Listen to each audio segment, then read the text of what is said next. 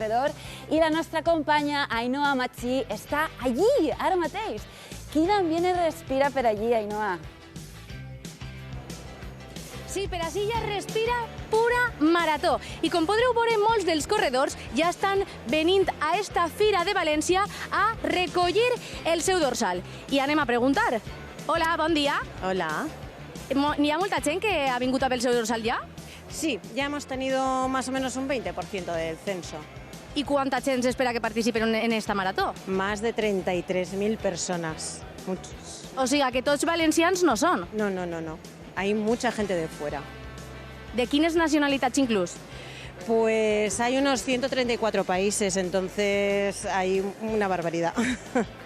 I ja que tenim per així, m'estic veient que s'arrima una persona que ve a pensar pel teu dorsal, veritat? Efectivament, vinc a replegar el meu dorsal per a la marató.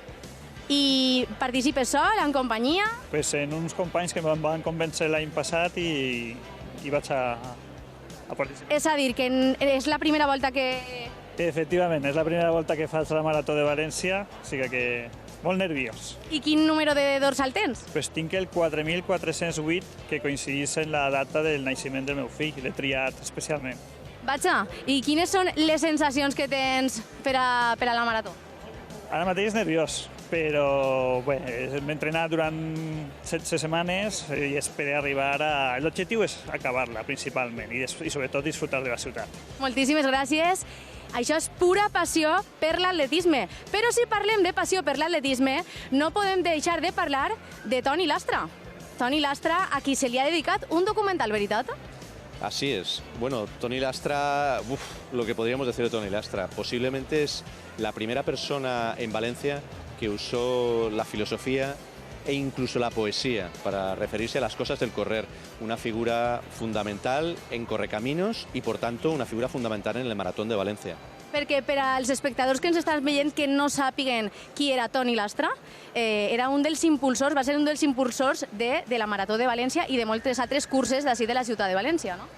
A todos nos dejó una huella profunda. Es imposible hablar de las cosas del correr en Valencia y del maratón sin hablar de Toni Lastra. Y sobre todo hay una anécdota que le define, y es que era un hombre que era capaz, después de un entrenamiento, una de esas noches de humedad de Valencia por el puerto, cuando se llegaba a la fuente que había junto al cuartel de la Guardia Civil, él se subió a la fuente un día, una noche, y dijo, he tenido una inspiración. Y había un grupo enorme de corredores de Correcaminos, y dijo, si tu mujer o tu trabajo no te dejan correr, deja a tu mujer y tu trabajo. Ese era Toni Lastra. I escolta, què anem a poder veure en este documental? Bueno, vamos a ver un Toni Lastra desde el punto de vista de su familia, porque también esa pasión que tenía por correr y por Correcaminos también, bueno, tiene su parte no conocida del todo de cómo lo veía su familia y cómo influyó en su familia. Vamos a ver a sus amigos, a los que estuvieron en aquella primera época de Correcaminos, cómo hablan de él, cómo lo conocieron, y vamos a ver también a otras nuevas generaciones que hablan de Toni Lastra, de su figura legendaria, de su leyenda, y todo esto hecho con enorme sensibilidad hacia la figura de una persona irrepetible. Un gran de l'atletisme popular. Sobre todo eso. El hombre que quería ser Andrópolis, el héroe de su película favorita de running, ese quería ser Toni Lastra. Moltíssimes gràcies, Juan. I companys, este documental, el documental dedicat a Toni Lastra, es podrà veure a la nostra televisió a punt este dissabte per la vesprada. Moltes gràcies, Ainhoa, estarem pendents.